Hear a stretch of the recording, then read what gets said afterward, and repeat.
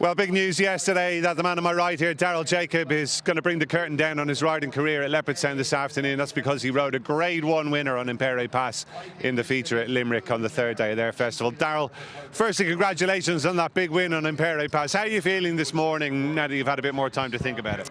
Look, I'm feeling great. I've been around an awful long time, and it's very, very special to come to Leopardstown here today. It's a place that had my first Grade 1.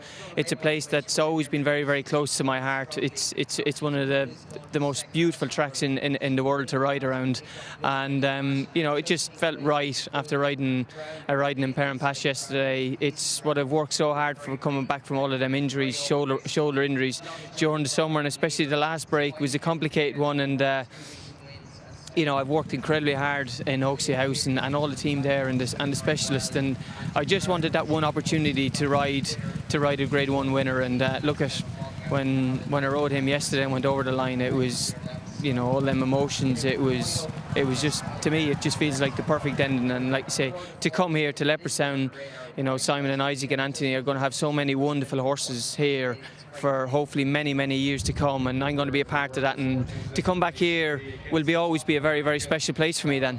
You didn't announce the news initially after the race yesterday. Was it just a case of you wanted to make sure the right people knew before you put it out into the public domain?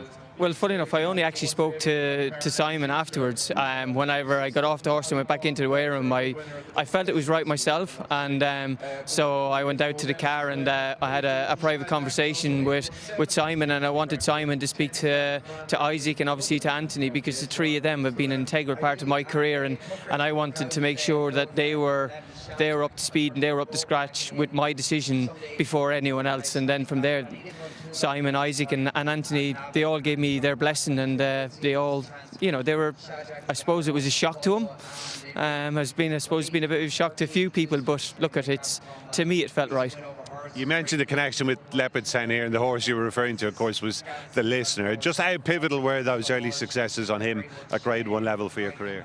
Well, look, I was only a claimer at the time, and it took a huge amount of confidence from the boss, Robert Allner and Sally Allner, to put me on a Grade 1 horse coming over from England, coming over to Ireland. There was a lot of very good horses in England at the time, staying chasers, and it took an awful lot of courage for them to put me on a horse when I was only a claimer and very little experience riding in Grade 1s. So to come here and do that on him for the boss, and again, the boss has been an integral part of my career. Every decision that I've made since I left Ireland going to England, every conversation has been with the boss, Robert Allner. Even with Simon and Isaac, that job was down to the Ross, Robert Allner. So he's been a huge part of my career, and obviously Kieran Kelly, the late Kieran Kelly, who basically kicked me out of his house and sent me to England. So I've just been very, very lucky. Gary, I've had so many people that have directed me and channeled me in the right direction. I've had a great team around me my whole career, and look, I'm very, very grateful to every single one of them. My valets, Ginge, who's been with me for 23 years over in England, he's seen a lot of highs and lows, and it's even recently coming back to Ireland a lot more lately.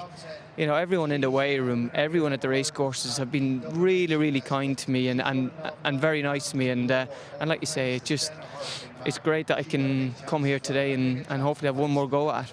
We'll come to that in a minute, but there have been some wonderful horses along the way, and I think one everyone will always associate with is another great Bristol de May.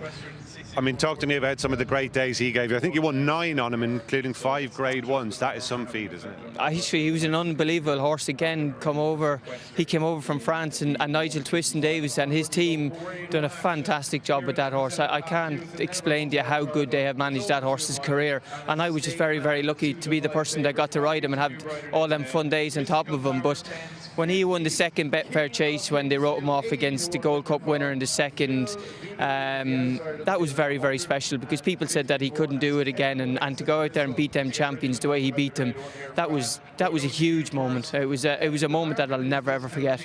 So royal, another smashing horse, and you won 15 on him, which was a staggering number. He just seemed to turn up on all those big days, Grade 2s, Grade 3s. He could be competitive at Grade 1 level too, as we know. I love that horse so much. I owe so much to him. He had this wonderful attitude. He was a warrior. He was a terrier. He was like a little terrier. terrier. He loved to have a little ding-dong with other horses, and again, he wasn't very big, but you know, he had the right attitude to go and jump fences, and even big fences. And I just, again, to win 15 races on him was a wonderful little horse. And again, he's been so well managed by Alan King and all of his team there. He's a very, very special horse, and so is top notch. They were marvellous horses for Simon Munir and Isaac Swade. Now, as you're coming to the end of your time riding for the guys, how strong a team of horses do you think we're going to see now, maybe over the next couple of years, in the two shades of green? I generally believe that I'm going out and we're in really good in a really good position. Obviously JJ's going to ride an awful lot of our horses now, and Danny, and there's Brian Hayes, there's loads of lads in Ben Bromley, there's loads of lads in the Wareham there that are going to ride plenty of these horses for us now. Stuart Crawford has got a wonderful bunch up there. Henry de Bromhead and Willie's obviously got a monumental powerhouse of our team of our horses, and I think the future is really exciting for Double Green.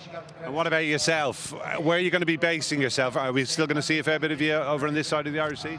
Hope so, yeah. No, definitely, yeah. I like to say, I really enjoy coming over here. I love coming over here right now. I love going into all of these yards, sitting on the horses and giving my little bit of feedback back to Simon and Isaac and Anthony, and I'll continue to do that, and I'll represent Simon and Isaac whenever they'd like me to represent them on the days that they want me to go, whenever they can't be here. But I'll definitely be around an awful lot. Have you got a good crew coming here today to wish you well on your send-off? Kelly and the kids, they came over there this morning. They'll be here in about an hour's time, I think. Mum and Dad, and yeah, there's a couple of them coming up. So it's nice to have the kids here and my wife here for my last day. And it's far from beyond the realms of possibility that we could have the fairy tale ending to, because the horse you're riding in that big handicap hurdle, Mr. Percy's definitely got a chance, hasn't he? And the stable, as we know, has had a pretty special time of things over the last few days. Sir Joseph, he's an unbelievable trainer, isn't he? He's done it. I mean, he just needs no introduction for what he's done, even for Simon and Isaac, and with the few years that he's had horses for Simon and Isaac is extraordinary. He's got a great bunch of jumping horses and flat horses as well for us. And look, this horse is coming along nice and quietly. It was a really good run the last day. That was a really exciting run. He won really well with me down at Limerick. After that inauspicious start? Yeah, it didn't start too well, I suppose. Yeah, it didn't start too well. But look, it'd be lovely to have the fairy tale ending, but it's a very competitive race. There's some really good handicappers in this, and it's not going to be an easy one. But look, we'll go out there and we'll give it our best shot, and if we're good enough, we'll be there. I think you're in with a chance. Anyway, we wish you well with that, Daryl. As ever, thanks very much for your time. Wish you all the best going forward. Congratulations again. Great career. Thanks a million, mate. Thank you. Watch live racing now on racingtv.com.